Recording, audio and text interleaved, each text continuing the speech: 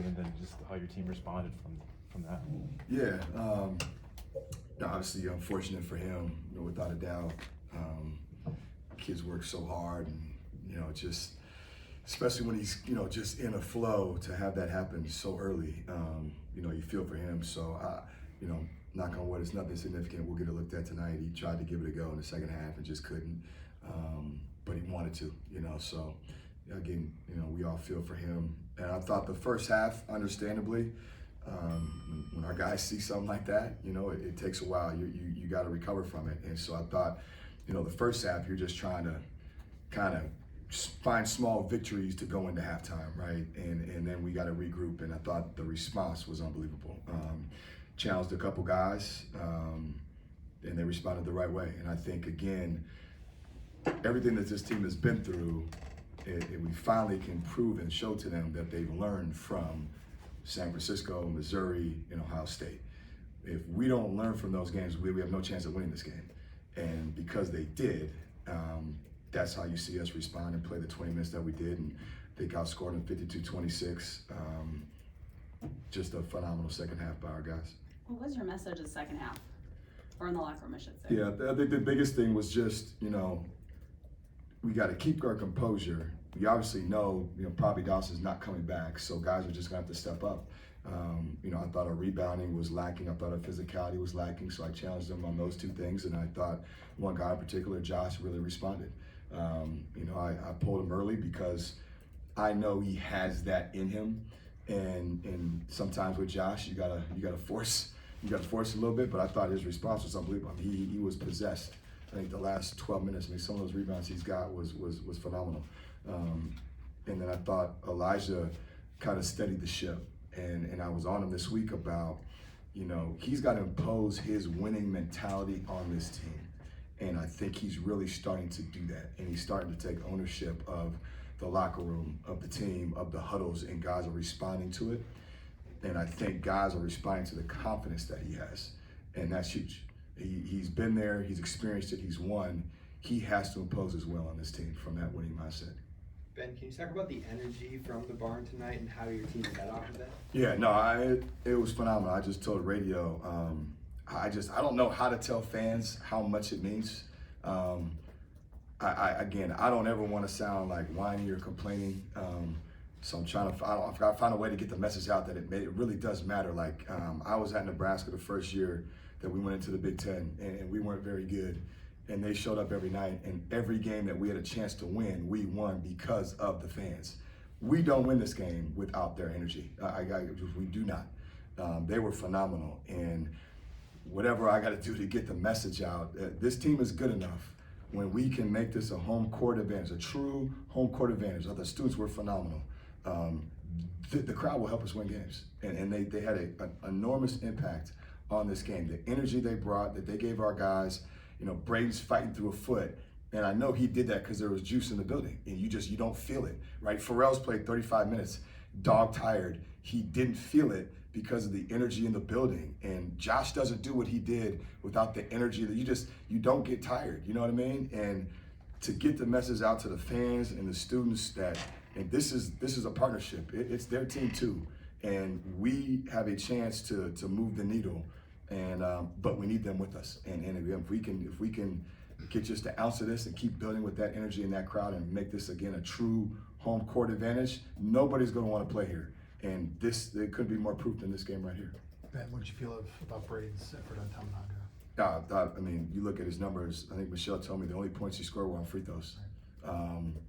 The defensive effort that kid has been able to provide for this team.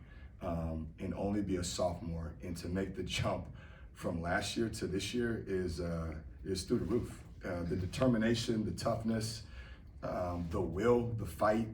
Tominaga is one of the toughest covers in the league because he's like Steph Curry. He just moves constantly. They send a ton of screens for him. He's got freedom. I know he's coming off a handful of games of 20 points, and to hold him over except for the line, hats off to Braden. Unbelievable job. You said obviously Braden was playing through something. Pharrell earlier in the year had a foot injury, and then he had limited minutes. And the way you built him up to, he didn't think this was going to happen, but the way he played tonight, I mean, it says what you guys led him up to here with his confidence. No, 100%. Again, it's people may think some things coaches do is crazy, but you do it with a game plan because you understand your guys and you understand your team. I think that's the biggest thing is that I'm with these guys every day, 365. I know what moves the needle with them and what doesn't. And again, sometimes the outside world, it might look weird or why is he doing this, why is he doing that?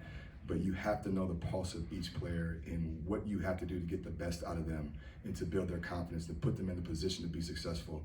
And I think you're seeing that with Pharrell. Like, Pharrell's found a niche, and now that confidence that he has is because of the niche and because of the process that he's taken, and he's comfortable with it. And that's the other thing. It's like, I don't want to mess with guys when they're comfortable in their role. And he's really stepped up. I mean, again, the energy that he brought, the physicality that he brought. He knew with Dawson down, he was going to have to control the paint. And for him to do that and kind of hold the fort down and do that playing extended minutes, which he hasn't had, again, shows just as a sophomore, the steps he's taken and the heart that he has. Ben, what's your first thought when Dawson goes down? I mean, given that everything you guys are going through, and what did it take for you guys as a group to block all that out, and you had 5 guys in double figures tonight?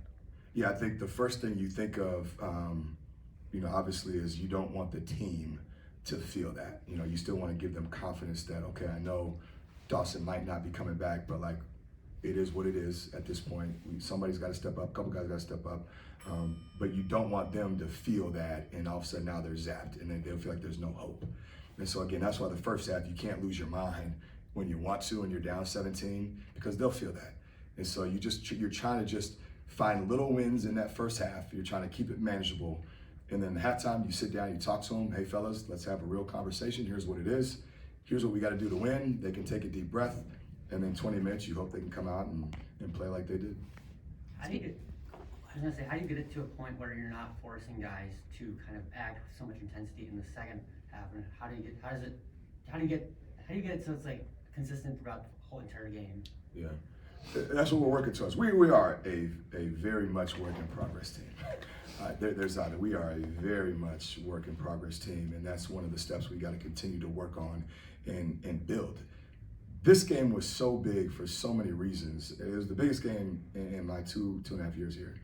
And I say that because, the building blocks and the momentum that hopefully this can carry through the rest of this month is so important to this team. Because again, we have a lot of good things. The one thing we don't have is to be able to lean back on winning. So now, every game moving forward, right, we can lean back on this right here. Not only a win, but when you win with your leading scorer going down and only playing 7 minutes in a league game against a team that's pretty good. So now that's why this was the most important win we've had, because it shows that there's proof in the pudding now. And now these guys can have confidence in themselves, every single guy that played, that they're good enough, they're tough enough, what we do works. And now when adversity hits, they have something to fall back on that gives them confidence. And you do that through a win. And so again, we have a lot of stuff we got to shore up. That's one of them. To Gay, I kind of give him a little bit of an out just because of the circumstance. But without a doubt, to be the team that we need to be in the program we need to be, you got to be able to put 2 halves together. You can't have it so lopsided and always be trying to claw back.